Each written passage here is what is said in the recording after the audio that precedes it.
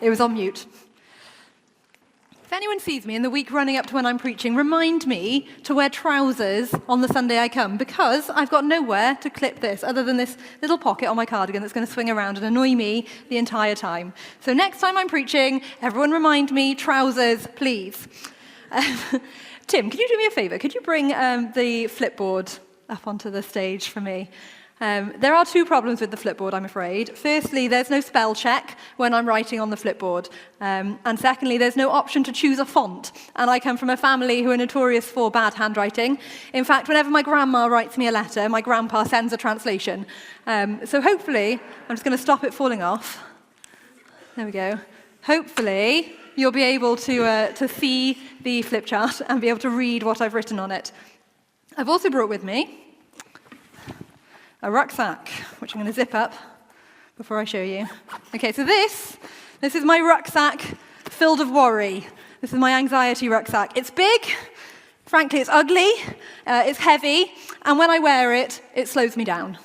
And I'm sure there are plenty of you here today who are carrying your own rucksacks full of anxiety. And if you're not carrying a rucksack today, you may well carry one tomorrow. And if not tomorrow, probably the next day. And I don't mean to sound negative, but it's human nature. We get anxious. We carry around bags full of worry and of upset and of anxiety. And before I go forward, I just want to say that I think there's probably lots of different types of anxiety, but there are three that I want to focus on today. There are legitimate anxieties, aren't there? There are legitimate things that we worry about that are concerns for us, that are okay to worry about. Then there are the anxieties that we create in our mind, the ones that are about nothing, that mean nothing, and are there for no reason. And we do it to ourselves, and we probably need to get over them. I do too. And then there are the anxieties that are caused by chemical imbalances in our brains, the anxieties that we have no control over, and it's okay to say, I'm not okay, and there's something wrong. Okay, so Matt's going to be really proud of me this morning because I'm going to read you a verse from the Bible, and I'm going to read it from the New King James Version, which is Matt's favourite version. And I've picked it because it begins with this: be anxious for nothing. How do we feel about that? I'd quite like that. Be anxious for nothing. Do we believe that's possible, to be anxious for nothing? I don't know. So, be anxious for nothing, but in everything, by prayer and supplication, with thanksgiving. That's where I think we go wrong in this verse. It's when we forget that it's with thanksgiving. So things go wrong, things are bad, things hurt, we suffer, but we've got to remember to look in our rearview mirrors, our wing mirrors, and check behind us and think, actually, there is so much to be thankful for that God has done. So much great stuff has happened to us, to people we know, to people in the Bible. And that is what's going to frame our anxiety and what's going to help us move forward. Be anxious for nothing, but in everything, by prayer and supplication, with thanksgiving, let your request be made known to God, and the peace of God. That's what we're looking for today. We're aiming for the peace of God. It's a peace that the world can't give us. It's a peace that our relationships can't give us. It's a peace that only God can give us. And because God can give it to us, the world can't take it away, because God's in charge. Be anxious for nothing, but in everything, by prayer and supplication, with thanksgiving, let your request be made known to God, and the peace of God, which surpasses all understanding. That means when everyone else is saying to you, how can you be so calm? How can you be okay with this? You can say, it's the peace of God. It's God's peace that makes this okay.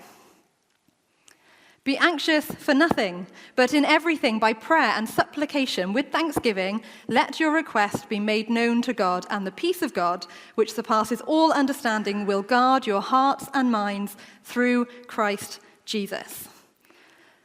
So, that's what we're aiming for, the peace of God. That's verse 7. But verse 6 begins with, be anxious for nothing. We've got to get over that. I've got sign language at the back. You want me to move the mic that way? Like that? Is that better? There we go. So, be anxious for nothing. They were making me anxious, two of them at the back there. What's this mean? I don't understand. Okay.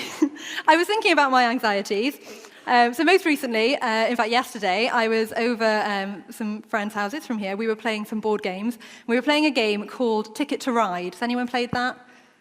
Got a few people have a frame of reference for Ticket to Ride. For the rest of you, the aim is you get a ticket, and you've got to build your trains to go from there to there, but there are other people building their trains and they're getting in your way. And we were actually playing a version where you have to play with a teammate, but you can't talk to your teammate. So we're trying to build a train from here to here. We can all see the same map, we can all see the same ticket. My teammate knows where we're meant to be going. Is he going the way I want him to go? No. Oh, I was getting anxious. Other people would build their train tracks were connecting. They were getting from their place to their place. They were getting new tickets. My teammate is still building off in a different direction. Oh, my goodness. The anxiety I felt over those trains, whether they were going in the right direction, it was unnecessary, frankly, the anxiety. But the issue was I was afraid that I was going to lose. I was afraid that I was going to fail. Also this week, on Thursday evening, I felt those palpitations of anxiety. I felt that heaviness in your gut of fear and dread when I realized that Paul Richards wasn't joking when he told me I was preaching on Sunday, because Lucy Jo had confirmed it. And I looked on my phone in my calendar, not in there. And I opened up my diary, not in there. And I looked on my big academic wall calendar, not on there either. Don't know how I'd missed it, but I had. And the palpitations, they were real. The anxiety was there. And I'd like to say I was anxious because I was worried that I was going to let you all down. But if I'm being really truthful, I knew that God would speak to you, however prepared I was this morning, because God is God. But I was anxious because I didn't want to fail. I didn't want to look stupid. I didn't want to look unprepared. My anxiety was for me. So sorry, everybody. Now, I can't say that my cripplingly irrational fear of spiders is anything to do with failure. I would like to think that I could, but I can't. It's nearly Halloween, and I remember vividly one Halloween, me and my mum were enjoying the evening. We were doing that thing you do where you make sure your house looks dark so people don't think you're in, so they don't come trick-or-treating. I was about 15 or 16. We were sitting in the living room, having some dinner, watching TV, whatever you do with your mum when you're 15. And then we heard the letterbox go. We were like, oh, what's that? So out we crept, a little look around the living room door, still trying to pretend we're not there. And on the floor was a ginormous black spider. Now, obviously, me and my mum are both very intelligent women. We knew that spider was made of rubber. Could we go anywhere near the spider? Nope. Could we even get out of the living room? Nope. We were stuck in that living room, no access to the bathroom, no access to the kitchen, no way of getting out because this giant rubber spider was in the hallway. We had to wait for my dad. My dad is a hero when it comes to spiders, and bless him, he suffers. Because most recently, it was probably this time last year, this is a spider season, isn't it? Me and Matt and my mum, again, in my parents' living room. My dad's gone to bed because he's a train driver, he works shifts, he had to get up at something ridiculous in the morning, so he's asleep. We're watching TV, and suddenly this spider begins its crawl across the living room floor, and I can't remember who spotted it first, but all three of us leapt up onto the nearest furniture we could find, and my mum is doing that thing you only see people doing in films, where she's banging on the ceiling, John! John! My poor dad gets a dressing gown on, down he comes, what? We're like, there's a spider! He's like, where? We don't know, it's gone. Didn't want him to go back to bed, though. He had to look for it. He's got the torch out, he's looking for it. I don't know if we ever found it. We all have irrational fears, don't we? But sometimes those fears are like spiders, which is irrational, and I'm sure plenty of you share that with me. But we also have irrational fears that are irrational from heaven's perspective. So Paul writes, be anxious for nothing. And before you start arguing with Paul that he doesn't know about the terrorists, he doesn't know about the cancer, he doesn't know about the bullies in school and the people in work and the deadlines you have to meet, when Paul writes this, he's in prison. When he writes about guarding our hearts, there's actually a guard guarding him in prison. He knows about anxiety. Okay, now I like words. I've written the word down here. A picture of a spider I forgot to show you. Look at that. It's my artistic skills. We'll pass over it quickly before anyone panics. Okay, here are my Greek words. This is the Greek word for anxiety. And I've got to look at my notes, so I've written it phonetically, because my Greek isn't very good. You pronounce it mεριμνάω. Does anyone want to tell me I'm wrong? Nope, good. Mεριμνάω. And it's made of two words, merizo, to divide, and nous, the mind. Anxiety divides our minds. It means we're spending half our time thinking about what's going to happen tomorrow, what's going to happen next week, and only half our mind in today, in what we're looking at today. Merimnāω reminds me of the word marinate. And I think it's an interesting word link because to marinate obviously means to cover. I normally marinate chicken. I don't marinate anything else. So to cover the chicken and to completely absorb it with that flavor. And if you think of mεριμνάω, if we were to be marinating in our anxiety, that would be all we would taste of. That would be all that people would see. Anyway, back to Paul. Be anxious for nothing. But Paul, don't we need to worry about some things? Don't we need to be concerned about some things? I think Paul would say yes, be concerned. But no, don't worry. You see, there are definitely things that we can be concerned about. We can be concerned about our souls and our spiritual life. We can be concerned about our children's souls and their spiritual life. We can be concerned about the work of God and humanitarian crises. But we don't need to be concerned about winning Ticket to Ride. Now, there's another verse. It's in Timothy, and it's in verse 20. It says, so Paul's writing to the church. I think he's writing, actually, it's in Philippians. He's writing to the church in Philippi about Timothy. There's the link. He's writing to the church in Philippi, and he's telling them that he's going to send Timothy, that Timothy is going to come because he can't get there, probably because he's in prison. And he says about Timothy, I have no one else like him who will show genuine concern for your welfare. And that word, genuine concern, it's that same word, mεριμνάω. So when Paul is talking about anxiety, he also acknowledges genuine concern. There are reasons to be worried, but we need to make sure that we shift. Let's see if I've written this. Yes. From needless anxiety down to genuine concern. So if you're worrying about a board game or a spider, that's needless anxiety. If you're worrying about something that God would be worried about, that's genuine concern.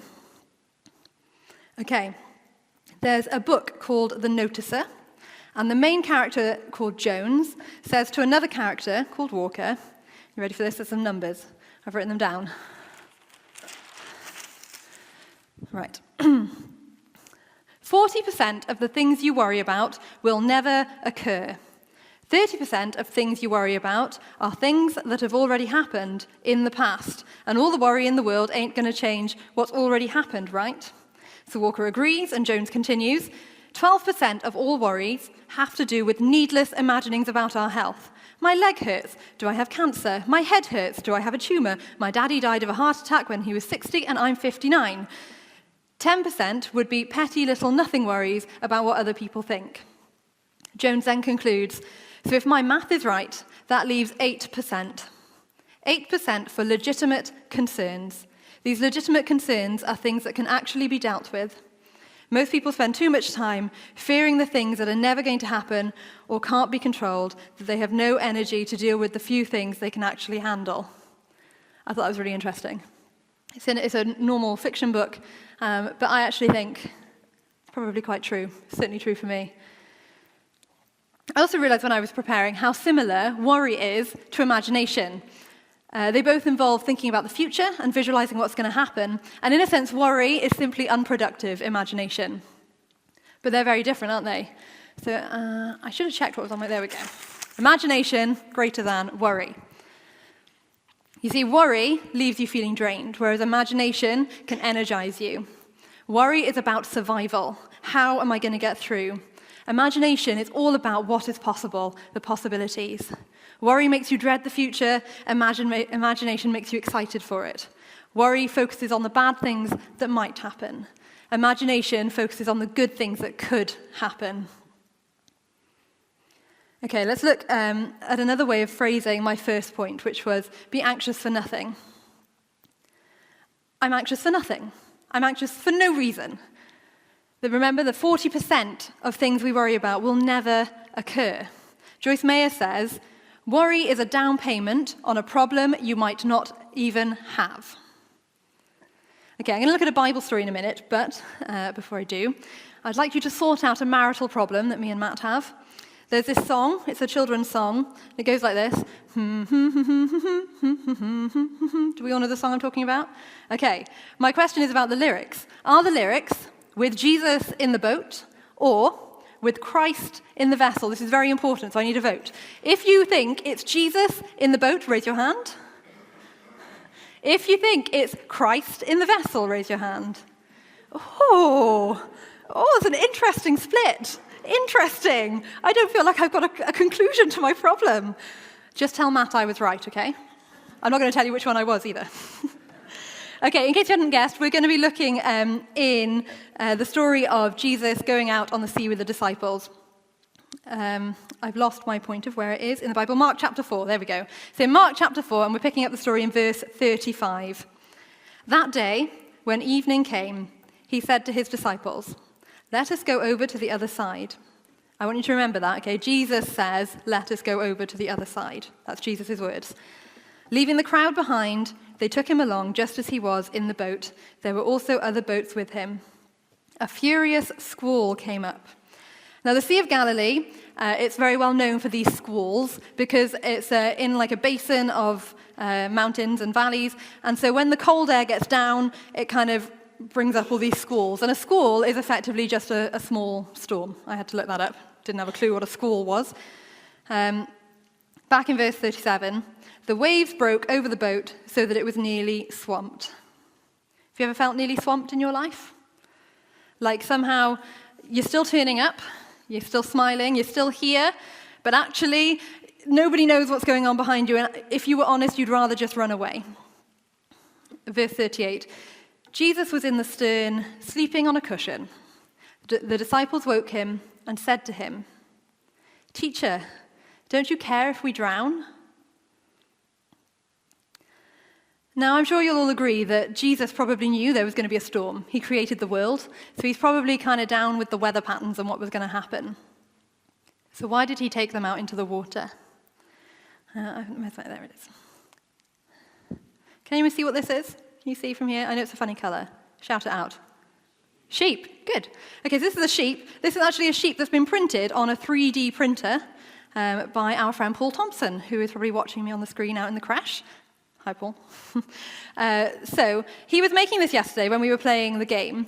And I don't know if you've ever seen a 3D printer, but it prints from the bottom up, and it just does a little layer at a time, a layer on a layer. So at first, we had no idea what this was, and Paul was really enjoying this. He was there going, "Oh, can you guess yet? Can you guess yet? I know what it is. I know what it is." And Paul knew because he had put the design on the computer that had sent the design to the printer. So he knew exactly what it was because he'd seen the design. Just like God knew exactly what was going to happen because he'd seen the design. I only knew it was a sheep at the end. And that's how it is with us, with God, isn't it? We only know what his plans are at the end.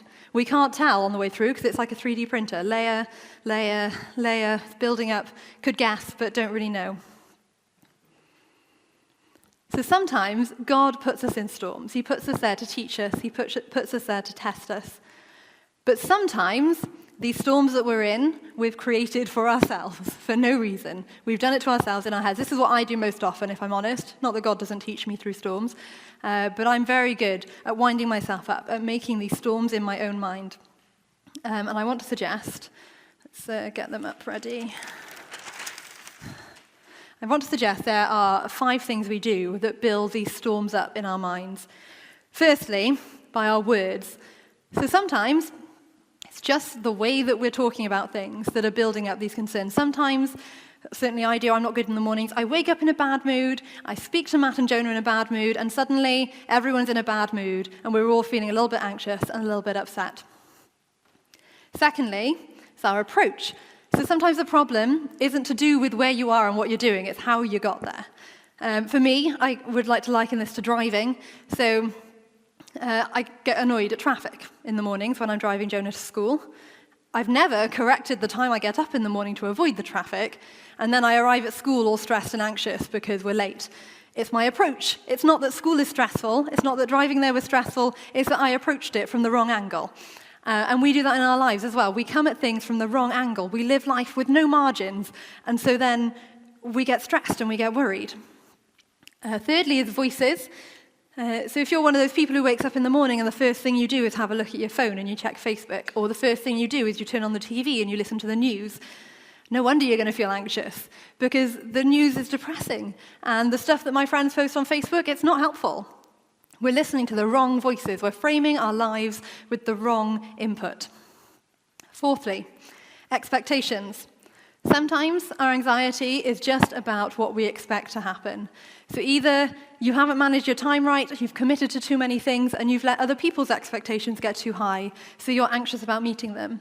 Or you have unrealistic expectations on what you can do, on what other people can do, on what is going to happen in life, and that can make you anxious.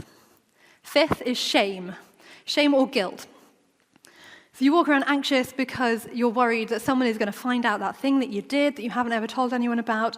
But actually, God's already forgiven that, and that person probably doesn't care.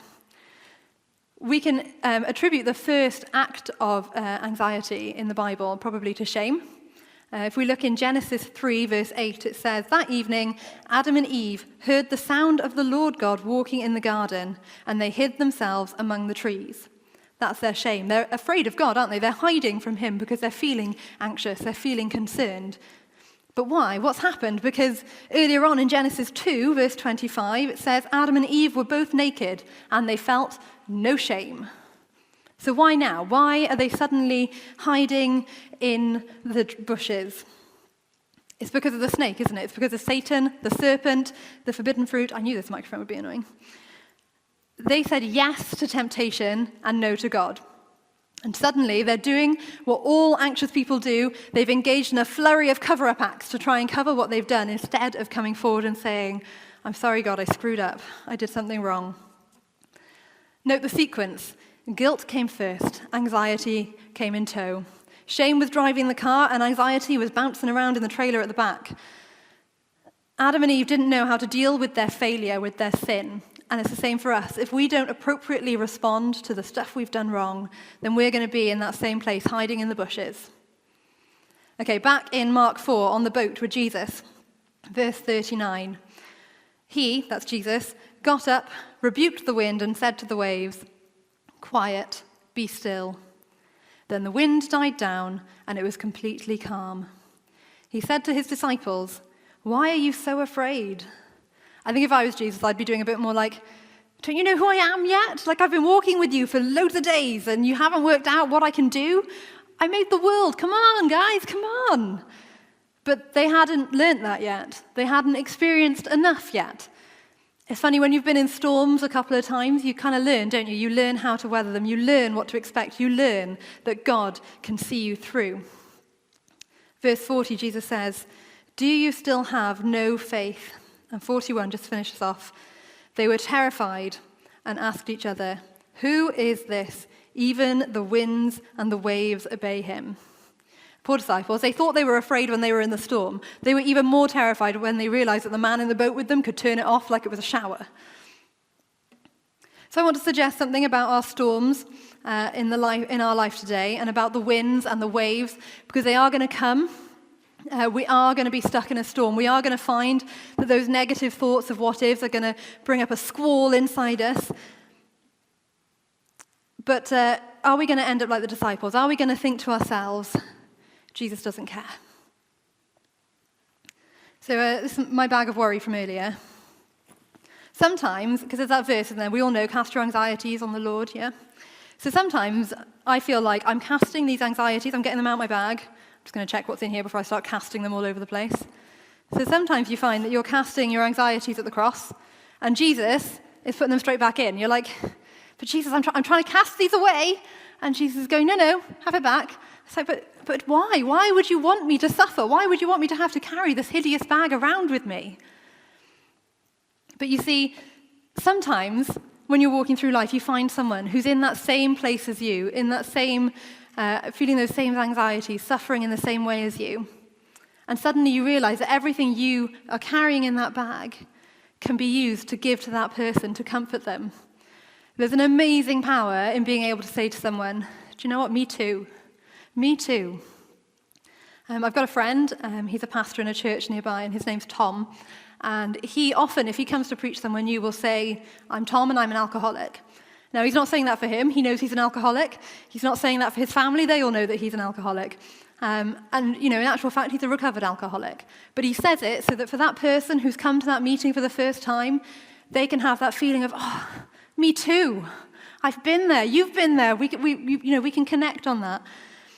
And actually, sometimes when we think that Jesus is not taking what we're trying to cast on him, it's because he's giving it back to you so that his love can be poured out on somebody else from what we're carrying in our bag.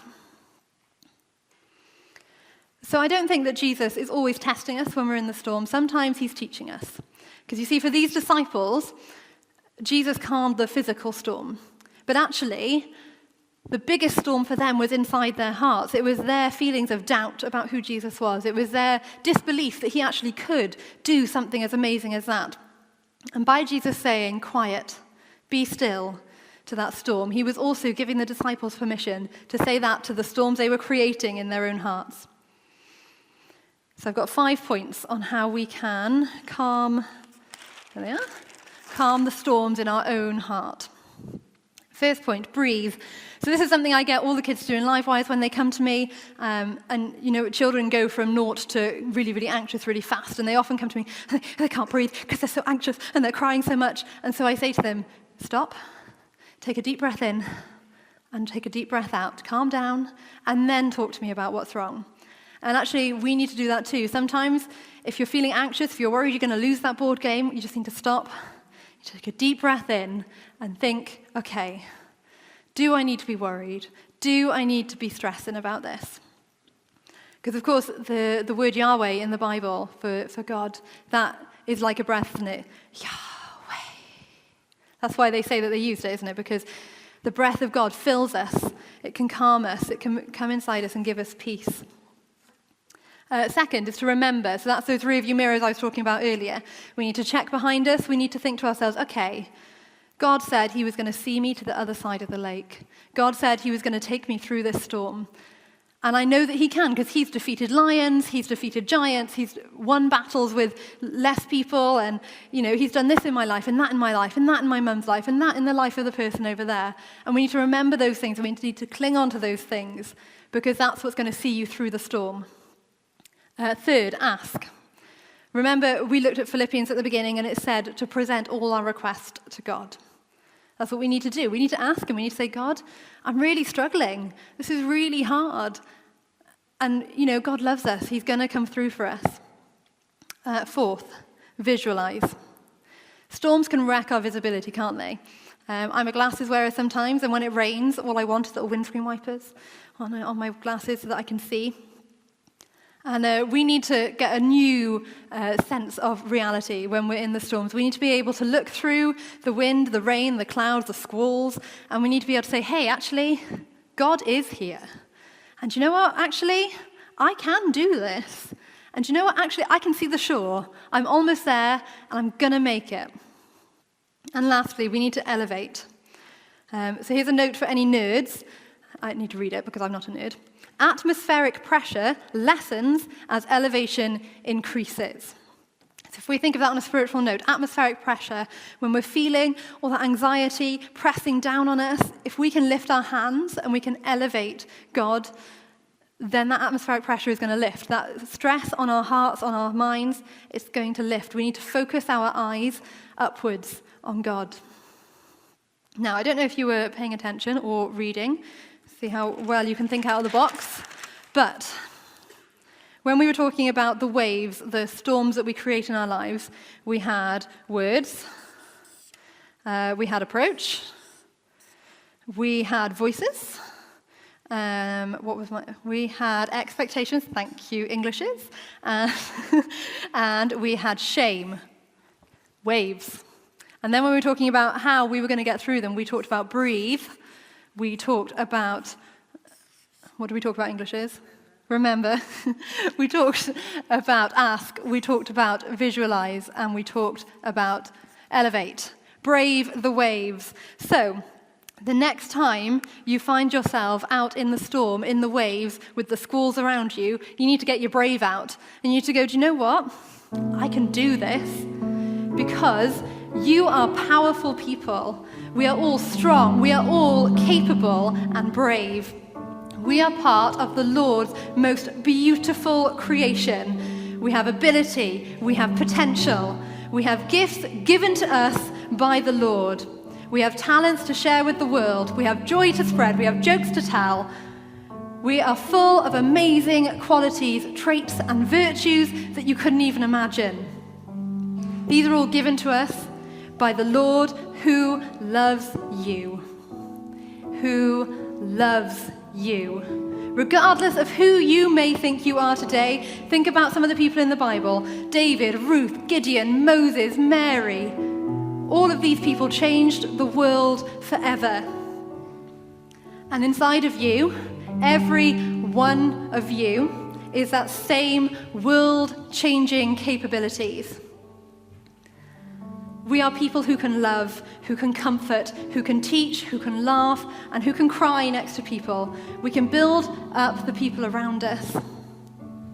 That person inside you, that is where your strength lies, and it's your responsibility to set that person free. This is who you are today, and any voices that tell you any different, they are from the enemy. And the next time you hear them, I want you to turn around and say, "Nah, not me, Satan. I am a child of the living God. I am loved, I am cherished, and I am adored above all things." Okay, as I close, I just want to pray for those three types of anxious people at the beginning. Father God, for those of us who are in storms right now that you have put us in, that we're there to be taught and we're there to be tested, I just pray that you will give us the strength and the confidence to weather it. For those of us, God, who are drowning in storms that we have created ourselves, I pray for the ability to breathe, to reevaluate where we are, to prioritize what we're worried about, and to step forward. And for those of us today who are lost in a storm caused by our chemical imbalances, I just pray for a miraculous healing, because we know you are the God who can heal anything. And in the meantime, I pray for the peace of God that surpasses all understanding to guard our hearts and minds. Amen.